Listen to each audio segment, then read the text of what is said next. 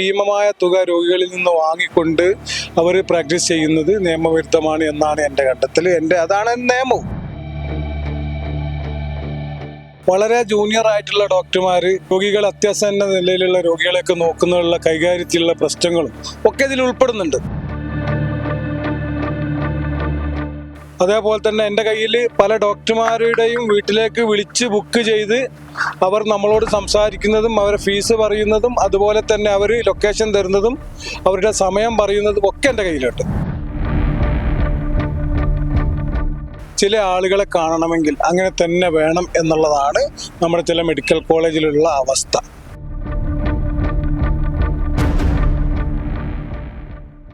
നമസ്കാരം. സർക്കാർ ഡോക്ടർമാരുടെ പ്രൈവറ്റ് പ്രാക്ടീസിനെതിരായിക്കൊണ്ട് വിജിലൻസിന് പരാതി നൽകി മനുഷ്യാവകാശ പ്രവർത്തകൻ കോഴിക്കോട് കുന്നമംഗലം സ്വദേശിയായ മനുഷ്യാവകാശ പ്രവർത്തകൻ നൌഷാദ് തെക്കയിലാണ് ഇത്തരത്തിൽ സർക്കാർ ഡോക്ടർമാർ സർക്കാരിൽ നിന്ന് ആനുകൂല്യം പറ്റിക്കൊണ്ടിരിക്കുക, അതായത് തങ്ങൾ പ്രൈവറ്റ് പ്രാക്ടീസ് നടത്തുന്നില്ല എന്ന് വ്യക്തമാക്കിക്കൊണ്ട് സർക്കാരിന് സത്യവാങ്മൂലം നൽകിക്കൊണ്ട് തന്നെ പ്രൈവറ്റ് പ്രാക്ടീസ് രഹസ്യമായിട്ട് നടത്തുന്നു എന്നുള്ള ഒരു പരാതി ഉന്നയിച്ചിരിക്കുന്നത്. കോഴിക്കോട് മെഡിക്കൽ കോളേജ് ആശുപത്രിയിൽ ഏതാണ്ട് 300ഓളം ഡോക്ടർമാർ ഇത്തരത്തിൽ പ്രൈവറ്റ് പ്രാക്ടീസ് നടത്തുന്നുണ്ടെന്നുള്ളതാണ് ഇദ്ദേഹത്തിന്റെ ഒരു പരാതിയിൽ പറയുന്നത് എന്നുള്ളതാണ്. എന്തൊക്കെയാലും ഇപ്പോൾ നമ്മളോടൊപ്പം മനുഷ്യാവകാശ പ്രവർത്തകനായിട്ടുള്ള നൌഷാദ് തെക്കയിലുണ്ട്. ഇത്തരത്തിൽ ഈ സർക്കാർ ഡോക്ടർമാരുടെ പ്രൈവറ്റ് പ്രാക്ടീസ് അതിനെതിരായിക്കൊണ്ട് പരാതി നൽകാനിടയായ സാഹചര്യം എന്താണ്? ഒന്നാമത്, ഈ മെഡിക്കൽ കോളേജിൽ ഈ ഡോക്ടർമാരുടെ സേവനം ലഭ്യമാകാത്തൊരു സാഹചര്യവും, വളരെ ജൂനിയർ ആയിട്ടുള്ള ഡോക്ടർമാർ രോഗികൾ അത്യാസന്ന നിലയിലുള്ള രോഗികളെയൊക്കെ നോക്കുന്നതിലുള്ള കൈകാര്യത്തിലുള്ള പ്രശ്നങ്ങളും ഒക്കെ ഇതിൽ ഉൾപ്പെടുന്നുണ്ട്. പിന്നെ അവരുടെ ഡ്യൂട്ടി സമയം കഴിഞ്ഞാലും അവർ ഈ നോക്കാൻ പാടില്ല എന്നുള്ളൊരു നിയമമുണ്ട്. പ്രൈവറ്റ് പ്രാക്ടീസ് പാടില്ല. അതിനാണ് സർക്കാർ അവർക്ക് അവരുടെ സീനിയോറിറ്റിക്ക് അനുസരിച്ചിട്ടുള്ള നോൺ പ്രാക്ടീസ് അലവൻസ് നൽകുന്നത്. അപ്പം അത് കൈപ്പറ്റിക്കൊണ്ട് ഭീമമായ തുക രോഗികളിൽ നിന്ന് വാങ്ങിക്കൊണ്ട് അവർ പ്രാക്ടീസ് ചെയ്യുന്നത് നിയമവിരുദ്ധമാണ് എന്നാണ് എൻ്റെ കണ്ടെത്തൽ. അതാണ് നിയമവും. അപ്പോൾ അതിലാണ് ഞാൻ പരാതി കൊടുത്തത്. പിന്നെ എന്ന് പറയുമ്പോൾ ഇതിൽ വേറെ കുറേ കാര്യങ്ങൾ പറയുമ്പോൾ ചില ഡോക്ടർമാർ ഈ സർക്കാർ ഈ വിഷയങ്ങളിൽ വലിയ സീരിയസ് ആക്കാതെ, ഏത് സർക്കാരായാലും അത് നോക്കുന്ന സമയത്ത് ഇവർ മറ്റു പ്രൈവറ്റ് ഹോസ്പിറ്റലിൽ പോയിട്ട് പിന്നെ ചികിത്സ നടത്തുക, ഓപ്പറേഷൻ ചെയ്തു കൊടുക്കുക, രോഗികളോട് പണം വാങ്ങി ഓപ്പറേഷൻ നടത്തുക, അങ്ങനെ കുറേ കാര്യങ്ങളൊക്കെ ഇതിൻ്റെ ഇടയിൽ വരുന്നുണ്ട്. അപ്പം അതൊക്കെ ശരിക്കും നമ്മൾ എന്ത് തന്നെ ആയാലും പിന്നെ അത് നിരോധിക്കപ്പെടേണ്ടതും പിടിക്കപ്പെടേണ്ട സംഭവം തന്നെയാണ് എന്നാണ് എൻ്റെ ഒരു വ്യക്തമായ കാഴ്ച. അതായത് ഇപ്പം നമ്മൾ മെഡിക്കൽ കോളേജ് പോലുള്ള ആശുപത്രികളിൽ ചെന്ന് ജൂനിയർ ഡോക്ടർമാരെ മാത്രമേ കാണാൻ പറ്റുള്ളൂ എന്നും സീനിയർ ഡോക്ടർമാരെ കാണണമെങ്കിൽ അവരുടെ വീട്ടിൽ പോകണമെന്നോ?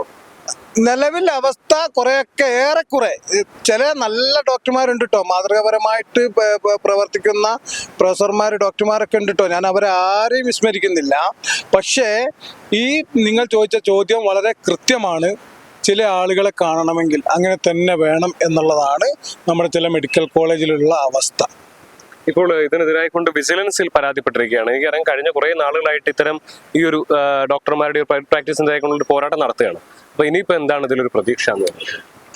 വിജിലൻസ് കൃത്യമായിട്ട് അത് അന്വേഷിച്ചാൽ കൃത്യമായിട്ട് തെളിവുകളുടെ അടിസ്ഥാനത്തിൽ അവർക്കതിന് നടപടിയെടുക്കാൻ സാധിക്കും.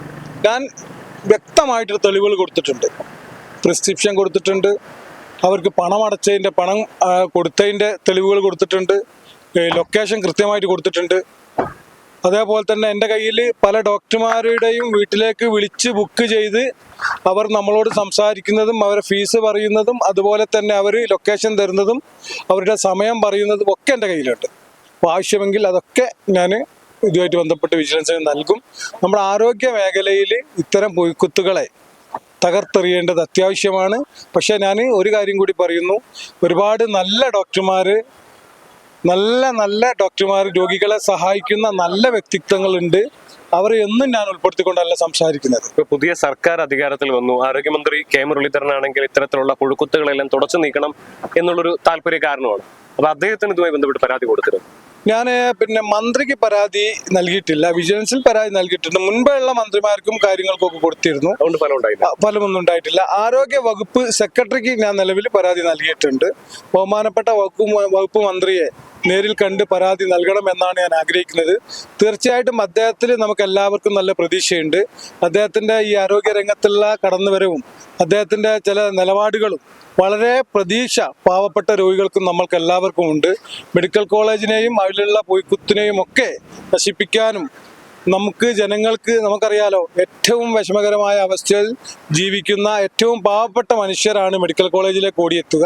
അവർക്ക് തീർത്തും സഹായകരമാകുന്ന നടപടികളാണ് അദ്ദേഹത്തിൽ നിന്ന് ഉണ്ടാകുക എന്നുള്ളത് അദ്ദേഹം വ്യക്തമാക്കിയിട്ടുണ്ട്. അതിലേറെ സന്തോഷമുണ്ട്. നമുക്ക് കാത്തിരിക്കാം. ഇപ്പോൾ നൗഷാദ് തെക്കയിൽ ഉന്നയിക്കുന്നത് വളരെ ഗുരുതരമായ ഒരു ആരോപണമാണ്. സർക്കാർ ഡോക്ടർമാർ, പ്രത്യേകിച്ച് മെഡിക്കൽ കോളേജിൽ ഉൾപ്പെടെ ജോലി ചെയ്യുന്ന ഡോക്ടർമാർ സർക്കാരിന് സത്യവാങ്മൂലം കൊടുക്കുന്നുണ്ട്, തങ്ങൾ ഇത്തരത്തിൽ പ്രൈവറ്റ് പ്രാക്ടീസ് നടത്തുന്നില്ല എന്ന് പറഞ്ഞുകൊണ്ട്. എന്നിട്ടാണ് അവർ പലരും നോൺ പ്രാക്ടീസ് അലവൻസ് എന്ന് പറഞ്ഞ് സർക്കാരിൽ നിന്ന് ഒരു ആനുകൂല്യം കൈപ്പറ്റുന്നത്. എന്നാൽ ഇത്തരത്തിൽ നോൺ പ്രാക്ടീസ് അലവൻസ് കൈപ്പറ്റുന്ന ഡോക്ടർമാരിൽ തന്നെ ചിലർ ഇത്തരത്തിൽ സർക്കാർ അറിയാതെ, സർക്കാർ സംവിധാനങ്ങൾ അറിയാതെ ഇത്തരത്തിൽ പ്രൈവറ്റ് പ്രാക്ടീസ് നടത്തുന്നുണ്ടെന്നുള്ളതാണ്.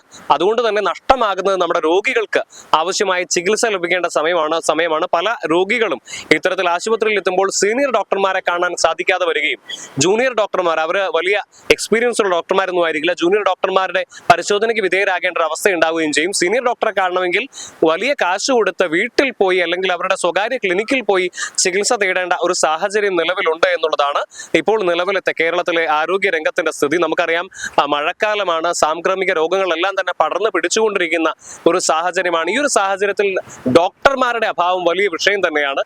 അപ്പോഴാണ് ഇത്തരത്തിൽ ഡോക്ടർമാർ തന്നെ പലരും തങ്ങൾക്ക് സർക്കാർ ആശുപത്രിയിൽ ചികിത്സ നൽകാതെ സ്വകാര്യ പ്രാക്ടീസ് നടത്തുന്നത്, ഇതുവഴി വലിയ രീതിയിലുള്ള ഫീസ് ജനങ്ങളിൽ നിന്ന് ഈടാക്കാനായിട്ട് ശ്രമിക്കുന്നത്. കോഴിക്കോട് നിന്ന് നിഖിൽ കടത്ത, മറുനാടൻ മലയാളി.